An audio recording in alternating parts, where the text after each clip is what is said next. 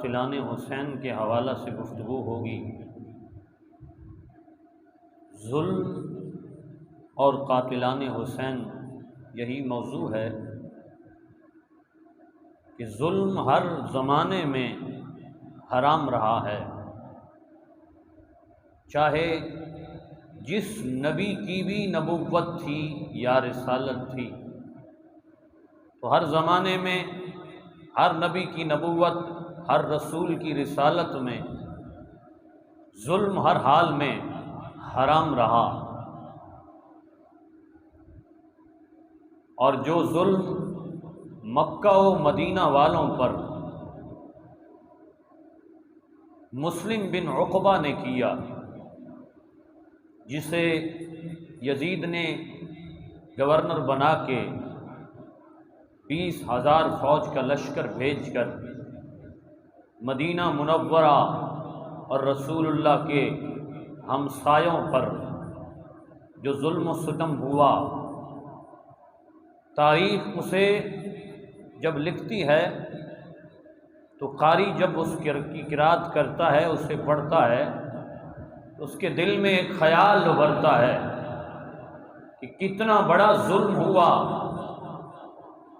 مسلم بن عقبہ، یزید نے جب اسے لشکر یزید کا گورنر بنا کے پہلے مدینہ پر چڑھائی کی، اس کے بعد مکہ کی طرف حضرت عبداللہ ابن زبیر کو قتل کرنے کا منصوبہ بنایا گیا ہے۔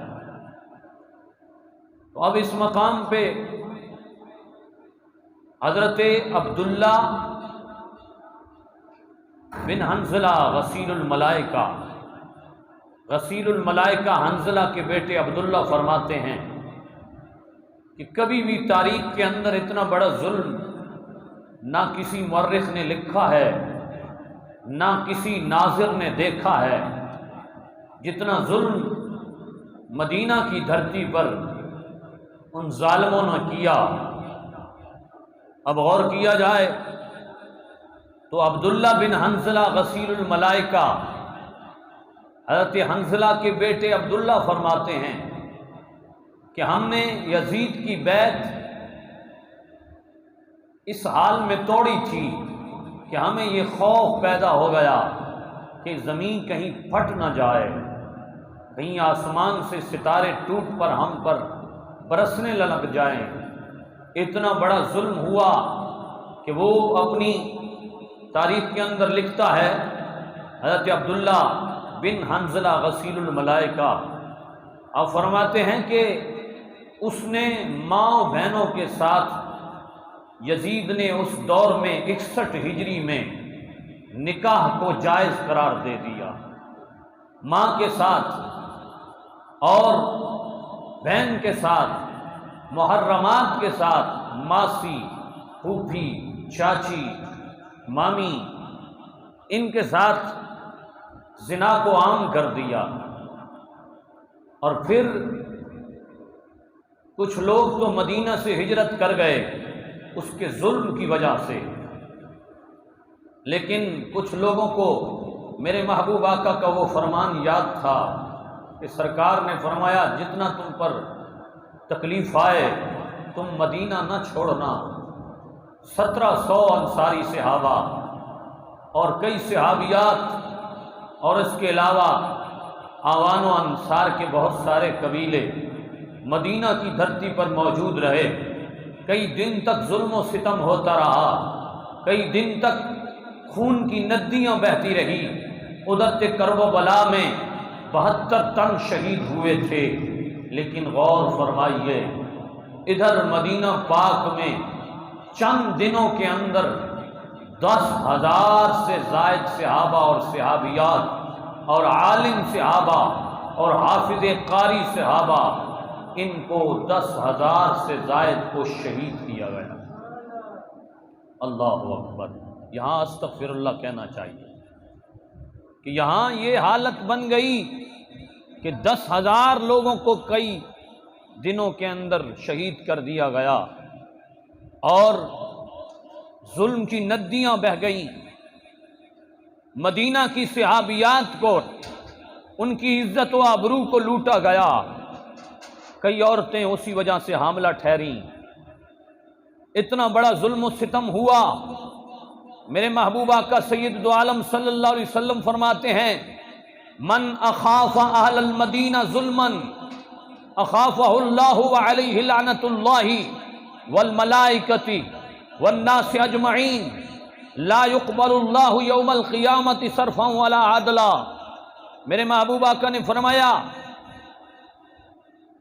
کہ جو بندہ مدینہ والوں پر خوف طاری کرے گا اور ظلم کرے گا تو اللہ اس پر خوف طاری کرے گا، اور فرمایا وعلیہ لعنت اللہ، جس نے مدینہ والوں پر ظلم کیا اللہ کی بھی اس پر لعنت، والملائکہ، فرشتوں کی بھی اس پر لعنت، والناس اجمعین، اور قیامت تک آنے والے مومن مسلمانوں کی بھی ان پر لعنت۔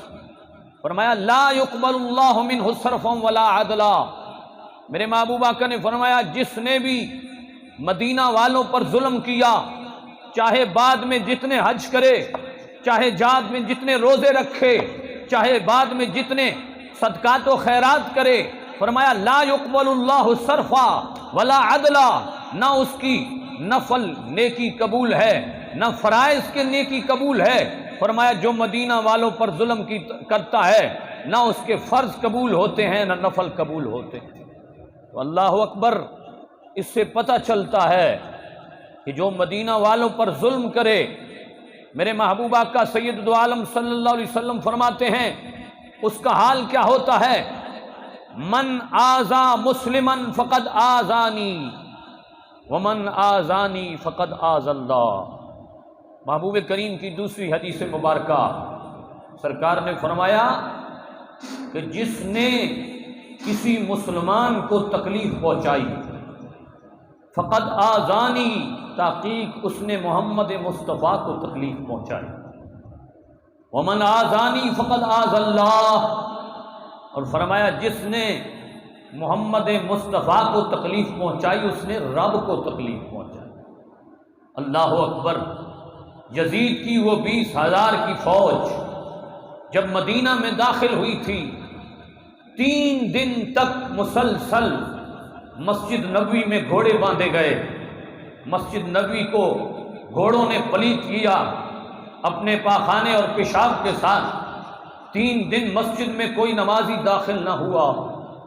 حضرت سعید بن مسیب صحابی رسول آپ فرماتے ہیں میں دیوانہ بن کر اپنے محبوب آقا کی قبر پہ سر رکھ کے رویا کرتا تھا، یا رسول اللہ یہ کیا ہو گیا، مدینہ والوں پر یزید نے اتنا ظلم برسا دیا۔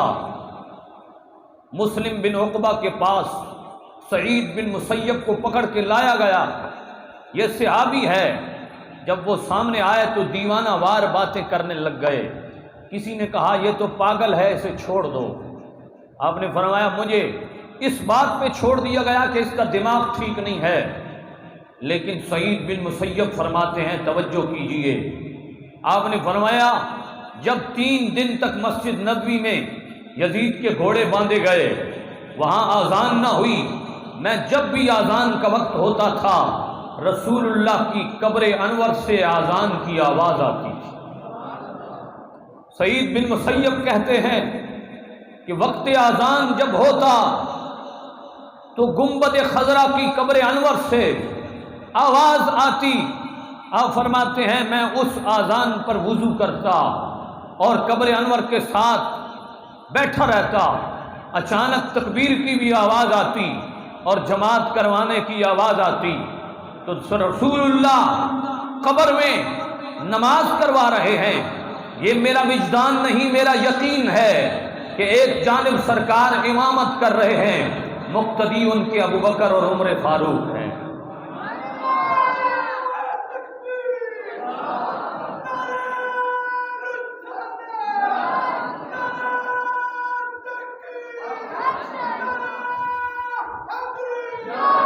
قبر کے اندر قبر کے اندر تو حضرت ابو بکر اور عمر نبی پاک کے مقتدی بنے. باہر سعید بن مسیب کہتے ہیں کیونکہ صحابی کو پتا ہے کہ رسول اللہ زندہ ہے، اور صحابی زندہ سمجھ کے اذان کی آواز بھی سنتا ہے، اقامت بھی سنتا ہے، رسول اللہ کی قرات بھی سنتا ہے. اور یہ سارا ماجرا سعید بن مسیب کہتے ہیں 3 دن تک رہا. میں 3 دن تک رسول اللہ کی قبر انور سے اذان کو بھی سنتا رہا، نماز کو بھی سنتا رہا، اور اسی اذان تکبیر اور نماز پر نمازیں پڑھتا رہا. فرماتے ہیں کہ یہ ظلم اتنا بڑا جو یزید نے کیا، اور اس کا پھر رب نے ظالموں کے متعلق قرآن میں جا بجا آیات کریمہ مقرر فرمائی. محبت سے بولیے سبحان اللہ. ان الذين يأكلون اموال اليتامى ظلما انما يأكلون في بطونهم نارا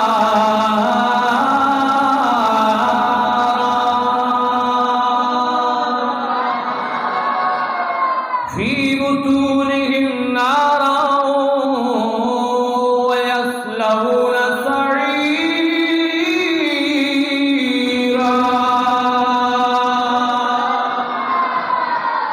چوتھا پارہ ہے، سورۃ النساء ہے، آیت نمبر 10 ہے. میرے رب ظالموں کے متعلق ارشاد فرماتا ہے جن لوگوں نے یتیموں کا مال ظلماً کھایا،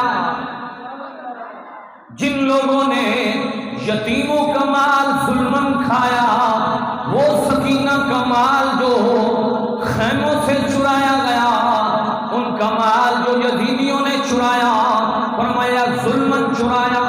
انما یأکلون فی بطونہم نارا،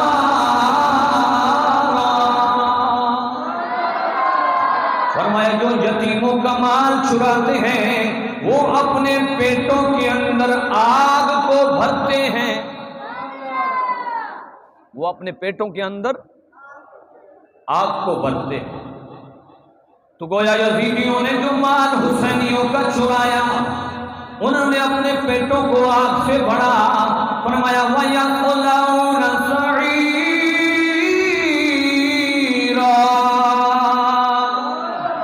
فرمایا ان کا ٹھکانہ عنقریب برا ٹھکانہ ہے. ظالم جو ظلم کرے اس کا ظلم اپنی ذات تک محدود نہیں رہتا، قبر تک محدود نہیں رہتا، بلکہ قیامت تک محدود نہیں رہتا، بلکہ پل صراط تک بھی جائے گا. بار بار ٹمٹمانا کیوں ہے؟ کسی اور پاسے سوچ لاؤ، محبت میں بولو سبحان اللہ.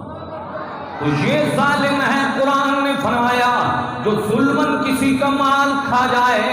یزیدیوں نے حسینیوں کا مال ظلماً کھایا، انہوں نے اپنے پیٹوں کے اندر آگ کو بھرا. ان کا ٹھکانہ کیا ہے؟ آئیے چوتھا ہی پارہ ہے، سورہ آل عمران ہے، آیت نمبر 151 ہے. میرا رب ارشاد فرماتا ہے وَمَأْوَاهُمُ النَّارُ وَبِئْسَ مَثْوَى الظَّالِمِينَ.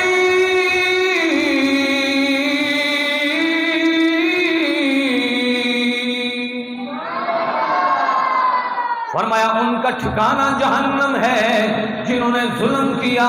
وَبِئْسَ مَثْوَى الظَّالِمِينَ، فرمایا ظالموں کا برا ٹھکانہ وہی جہنم ہے جنہوں نے دنیا میں ظلم کیا، ظلم کی داستان رقم کی.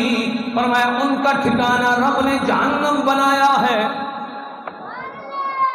2 آیت کریمہ کہ قرآن کہتا ہے جس نے ظلم کیا اس نے ایک تو اپنی پیٹ کے اندر آگ کو بھرا، اور دوسرا فرمایا ان کا ٹھکانہ جہنم ہوگا.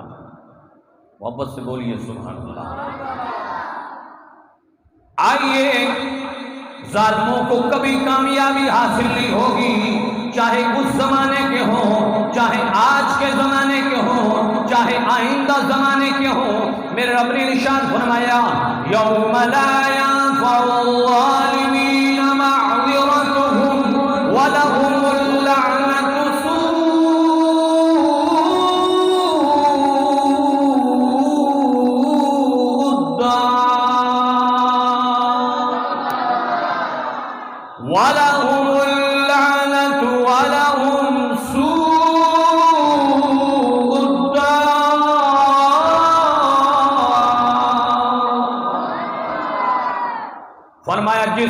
ظالم بہانے کریں گے ہم نے تو یہ کام کیا نہیں، ہم نے تو کسی کو ستایا نہیں، ہم نے تو کسی پر ظلم نہیں کیا۔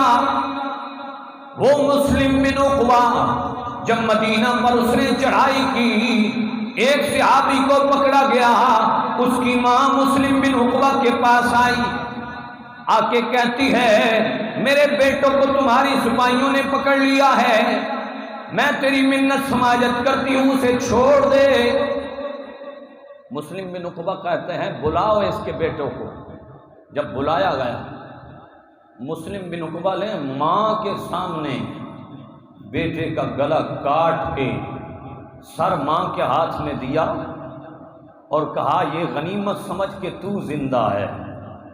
جو بھی اور بیعت جو مدینہ والوں پر لے گئی، مورخ لکھتا ہے اس طریقے پر لے گئی کہ چاہے تمہیں یزید بیچے یا تم سے برا کام کروائے، تمہیں اس حال میں بیعت کرنی ہو۔ ایک شخص آیا، اس نے کہا میں بیعت کرتا ہوں لیکن میں نیکی پر بیعت کرتا ہوں، معصیت یعنی گناہ پر بیعت نہیں کرتا۔ مسلم بن عقبہ نے اسے لوگوں کے سامنے ذبح کر دیا۔ اس نے کہا ہماری بیعت نیکی پر نہیں، جو کام ہم کہیں گے تمہیں کرنا پڑے گا، اس حال میں ہم بیعت لیں۔ اور اسی وجہ سے 10,000 سے زائد لوگ شہید ہوئے مدینہ پاک کی دھرتی پر۔ اتنا بڑا ظلم تاریخ کے اندر کوئی دکھا نہیں سکتا جتنا بڑا ظلم یزید نے 61 ہجری میں کیا ہے۔ اب غور کیجئے، اور جب ظلم بڑھتا ہے تو مظلوم کی آہ آسمان کو چیرتی ہوئی لوح محفوظ پہ جا ٹکتی ہے۔ اور یاد رکھیے گا، مظلوم کی آہ اتنی بلند ہوتی ہے، اتنی باکمال ہوتی ہے کہ وہ رب کے عذاب کو بھی جھنجھوڑ دیتی ہے، اور چاہے ظالم میٹھی نیند کیوں نہ سویا ہوا ہو، لیکن مظلوم کی آہ اللہ کی عرش کو بھی ہلا دیتی ہے۔ یہی مظلوم کی آہ ہے، اور جب مظلوم آہ مارتا ہے تو رب مظلوم کی آہ پر بستیوں کی بستیاں الٹا دیتا ہے۔ آئیے قرآن محبت سے بولیے سبحان اللہ۔ 12واں پارہ سورہ ہود آیت نمبر 102 میں رب ارشاد فرماتا ہے وَكَذَلِكَ أَخْذُ رَبِّكَ إِذَا أَخَذَ الْقُرَىٰ وَهِيَ ظَالِمَةٌ إِنَّ أَخْذَهُ عَلِيمٌ شَدِيدٌ۔ فرمایا ایسے ہی پکڑے گا تمہارا رب تمہاری بستیوں کو جب تم ظلم کرو گے۔ فرمایا ظلم کا بدلہ کیا ہوگا؟ فرمایا تمہاری بستیوں کو رب پکڑ لے گا اور شدید عذاب میں ڈال لے گا۔ اسی مقام پر امام غزالی مکاشفۃ القلوب کے اندر ایک واقعہ لکھ گئے۔ حضرت وہب بن منبہ اس روایت کے راوی ہیں۔ وہ کہتے ہیں ایک بادشاہ نے کسی زمانے میں ایک بہت خوبصورت محل تیار کیا تھا، اور اس کی خوبصورتی دیکھنے کے لیے ایک دن بادشاہ گھوڑے پر سوار ہو کے محل کا باہر کا چکر لگانے چلا۔ جب وہ چکر لگا رہا تھا تو اس کی محل کی ایک کونے میں ایک کٹیا بنی ہوئی ہے، ایک جھوپڑی بنی ہوئی ہے۔ اس نے کہا یہ محل تو میرا ہے، لیکن یہاں جھوپڑی اور خیمہ کس نے لگایا؟ کسی نے بتایا ایک بوڑھی ماں کا یہ خیمہ ہے، اسی نے اپنا خیمہ لگایا ہوا ہے۔ اس نے کہا میری ریاست میں چھوٹی سی کٹیا اور میرے محل کے ساتھ اسی ابھی تہس نہس کر دو، اسے اکھاڑ دو، اس کی ضرورت نہیں ہے۔ بڑھیا وہاں موجود نہیں تھی کہ احتجاج کر پاتی۔ تھوڑی دیر بعد جب وہ واپس آئی، اپنا گھر تباہ و برباد دیکھا۔ اس نے پوچھا یہ کس نے میرا گھر تباہ کیا؟ لوگوں نے کہا بادشاہ آیا ہے اور اس نے گھر تباہ کیا ہے۔ ابا بن وقار اسی مقام پہ امام غزالی لکھتے ہیں بڑھیا نے اپنے ہاتھ آسمان کی طرف اٹھا دیے، اے مولا اگر میں موجود نہیں تھی تو تیری ذات تو موجود تھی نا۔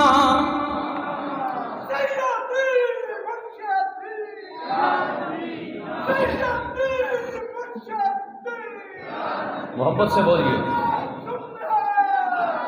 مولا اگر میں موجود نہیں تھی تو تیری ذات تو موجود تھی، تم نے کوئی انتقام نہیں لیا۔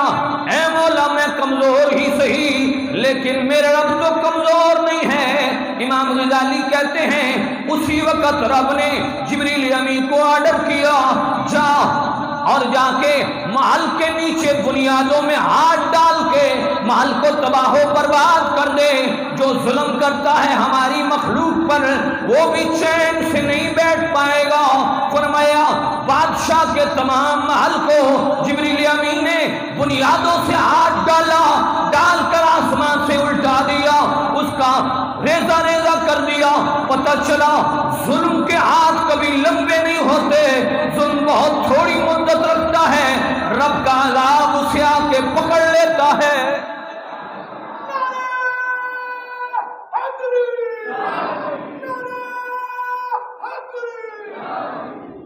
آئیے غور کیجئے، میرے محبوب آقا فرماتے ہیں کہ ابی بکرہ اس حدیث پاک کے راوی ہیں، سرکار نے فرمایا ما من ذنب اجدر ان يعجل اللہ لصاحب العقوبۃ فی الدنیا ما يدخر له فی الاخرہ من البغی وقطیعۃ الرحم۔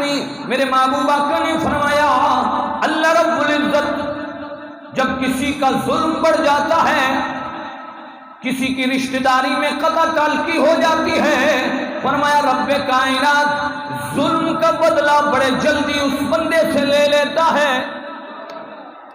جب ظلم کسی پر کوئی کرتا ہے اور ظلم کو بڑھا دیتا ہے تو سرکار نے فرمایا پھر یہ نہ سمجھے کہ میں نے کسی پر ظلم کر کے پھر چین کی زندگی گزاروں گا۔ سرکار نے فرمایا اجدر ان يعجل اللہ لصاحب العقوبہ، فرمایا پھر اجدر و رب تعالیٰ بھی جلدی کرتا ہے، رب بھی اس کا ظلم کا بدلہ اس ظالم کو جلدی ہی دنیا میں بھی دیتا ہے، قبر میں بھی دے گا اور پھر صراط پر بھی دے گا۔ فرمایا جو ظلم کرتا ہے تو اس ظلم کا بدلہ ایک تو دنیا میں جلد مل جاتا ہے، وَيُدَخِّرَ اللَّهُ لَهُ فِي الْآخِرَةِ، اور فرمایا دوسری چیز، فرمایا دوسری توجہ میری طرف رہے، فرمایا دوسری چیز یہ ہے کہ رب تعالیٰ اس کے ظلم کو ذخیرہ کرے گا۔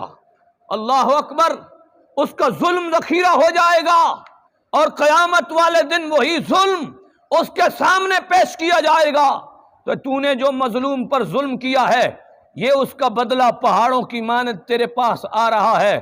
یاد رکھنا ظلم ہر زمانے میں حرام ہے اور اس کو رب تعالیٰ ذخیرہ کرتا ہے۔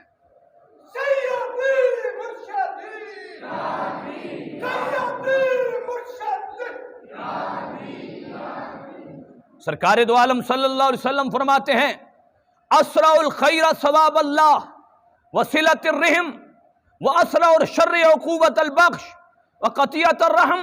میرے محبوب آقا فرماتے ہیں کہ رب کائنات دو چیزوں کا بدلہ نیکی میں بھی جلد دیتا ہے اور دو چیزوں کا بدلہ برائی میں بھی جلدی دیتا ہے۔ پوچھا گیا رسول اللہ وہ کون سی دو چیزیں ہیں جن کا برائی میں بھی بدلہ جلد مل جاتا ہے؟ سرکار نے فرمایا قطع الرحم وعقوبۃ البخش۔ فرمایا ایک یہ ہے کہ جو بندہ کسی پر ظلم کرتا ہے اپنے شعبے کے ساتھ ہی تو نہ ظالم ہو، فرمایا ظلم کا بدلہ اسے جلد دنیا میں شر کی صورت میں ملتا ہے۔ وقطع الرحم، اور اسی طرح رشتہ داری کو کاٹنے کا بدلہ بھی جلد اسے رب تعالیٰ سزا کی صورت میں دنیا میں دیتا ہے۔ اور دوسرا واسرع البر، اور فرمایا نیکی کا بدلہ بھی رب کائنات جلدی اسے عطا کرتا ہے۔ اور اگر رشتہ داری کو جو بندہ جوڑ کے رکھتا ہے، فرمایا رشتہ داری کے جوڑنے کا بدلہ بھی رب تعالیٰ اسے دنیا میں جلد عطا فرماتا ہے۔ اس لیے یاد رکھیے گا، رشتہ داری جوڑے توڑنے والے کام پر جلد سزا کا بدلہ ہے، اور جوڑنے والے کام پر رب تعالیٰ کی عطا کا بدلہ جلد عطا ہو جاتا ہے۔ اور یہ یاد رکھیے، آج لوگ اپنے آپ کو بڑا سمجھتے ہیں۔ ظلم کس چیز کا نام ہے؟ یزید نے ظلم کیا، بعد میں کہتا ہے میں تو اس کا حامی نہیں تھا۔ اگر حامی نہیں تھا تو اہل بیت کو کیوں ذبح کروایا کرب و بلا کے میدان میں؟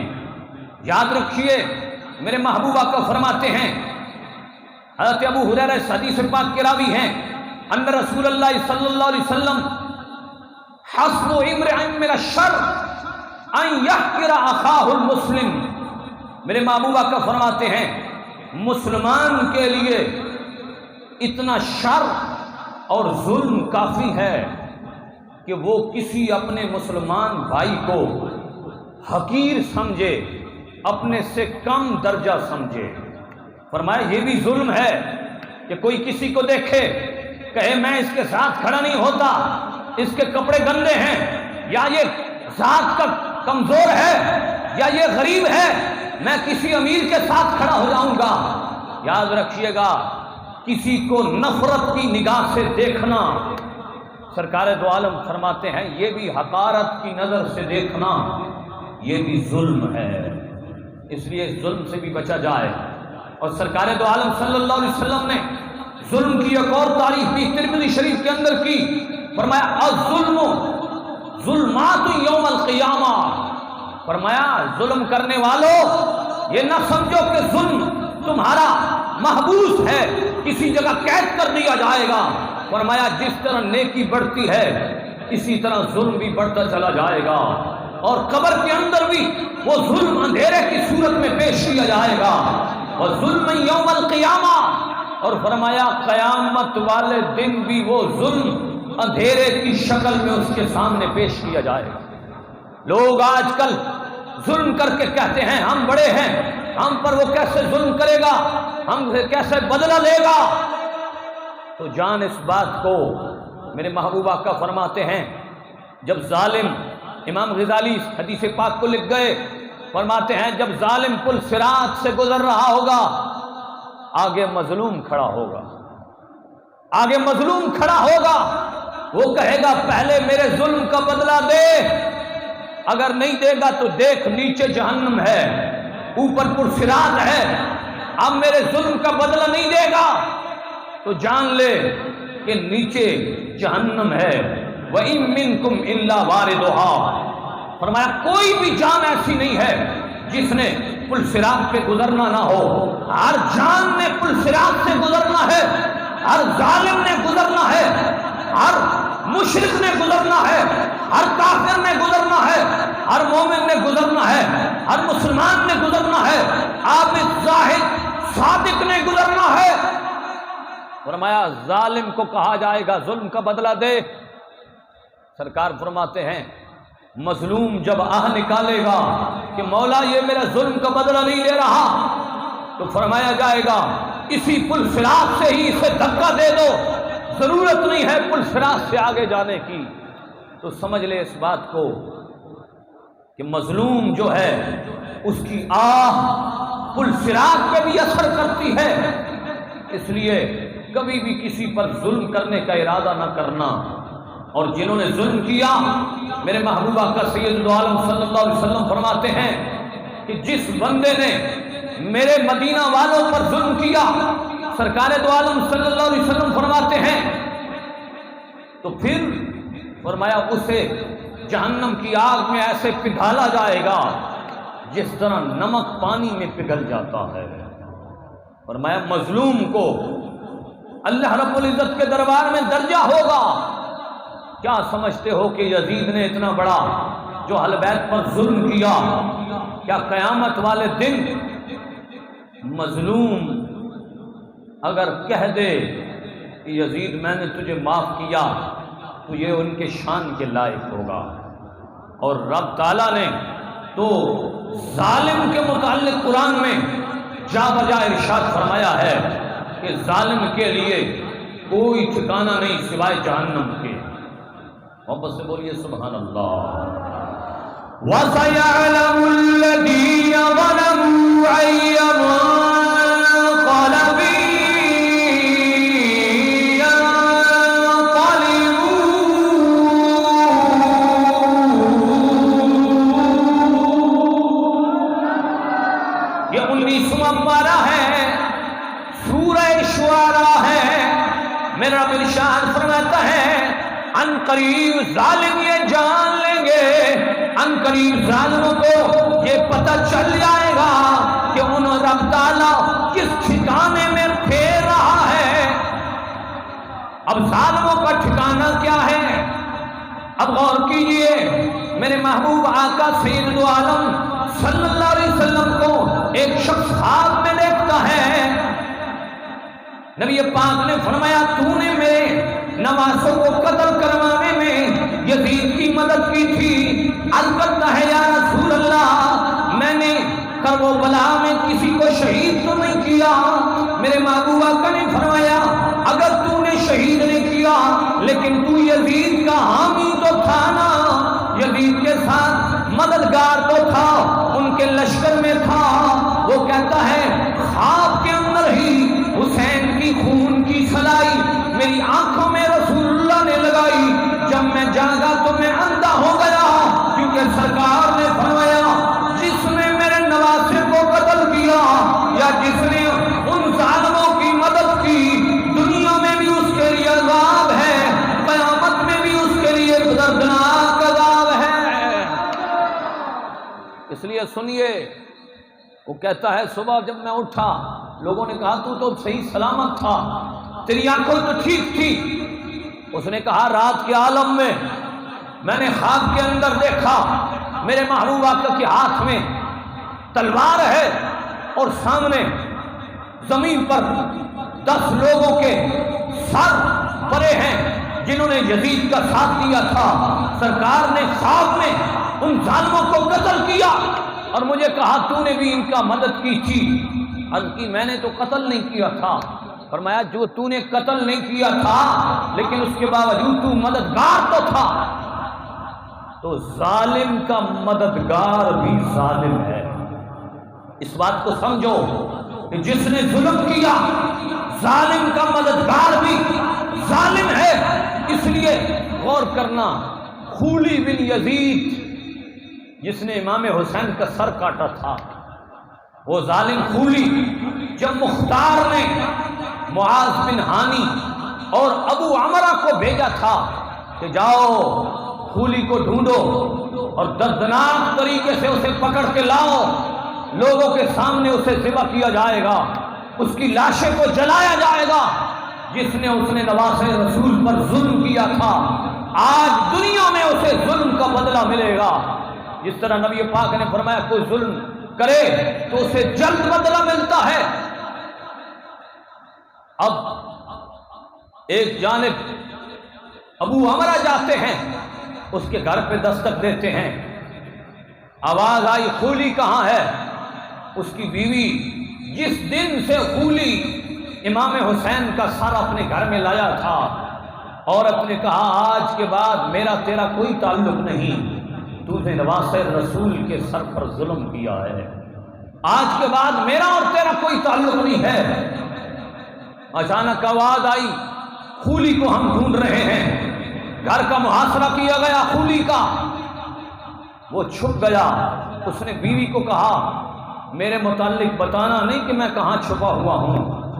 بیوی بھی امام حسین کی حبدار تھی، حسین کی حبدار تھی. باہر نکلی، اس نے منہ سے یہ کہا مجھے خولی کا پتہ نہیں ہے، لیکن اشارہ کر کے کہا فلاں کونے میں خولی چھپا ہوا ہے، جاؤ جا کے پکڑ لاؤ.